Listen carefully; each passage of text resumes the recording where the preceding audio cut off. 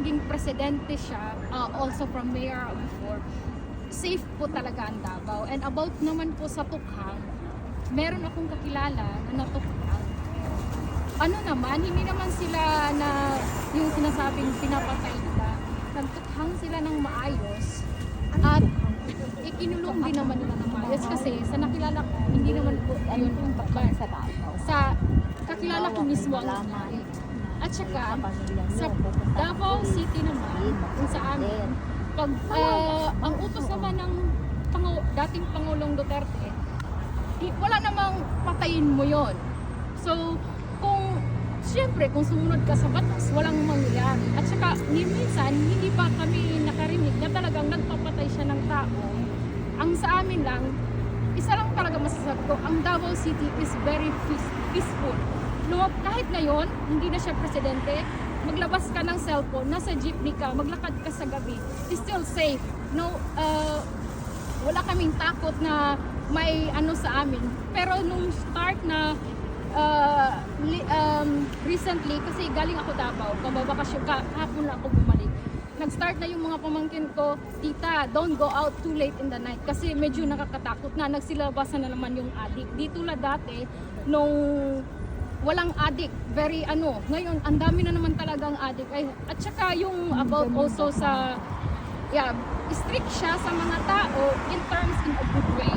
Hindi dahil taga Davao siya, pero as far as yun ang pagkakilala ko sa dating presidente, mula noon mayor pa siya hanggang naging presidente at hanggang ngayon, kaya suportado namin siya. So more of parang pasasalamat. More pasasalamat sa lahat ng nagawa niya sa Pilipinas. Kahit yung mga kaklase ko dati taga Cebu, kasi nag-aral din ako sa Cebu, sila may group kami sa mga klase ko na sabi, buti pa dati na si dating Pangulong Duterte kasi safe din kami sa Cebu. Ngayon, di na namin kaya maglakad sa gabi dahil kami mismo natatakot na baka mamaya may mga adik dito, adik dyan. Kaya Ano na lang, pero ang tanong pa lang para Akalas, ano yung reaction mo doon sa mga dumalat? Of course, yung mga pamilya ng biktima. syempre, my heart goes into the family also kasi kahit sino naman pag namatayan ka, 'di ba? Masakit. Kahit hindi natin sila kakilala, may pinaglalaban din sila na makuha yung justice nila sa family nila. Pero sa side natin, sa akin, wala ako sa side nila nung nangyari iyon. Pero ang puso ko, of course, support sa kanila. Pero justice will always prevail kung may kasalanan man ang dating Pangulo o wala. So, wait na lang po. Nag-aantay na po kami kung ano ang susunod na mga Pero pag may mga ganitong event, syempre, sasali kami para support pa rin sila. Okay. So, respeto mo rin ang ICC naman? Taga Netherlands ka? Opo. Ayun. So you respect naman ICC?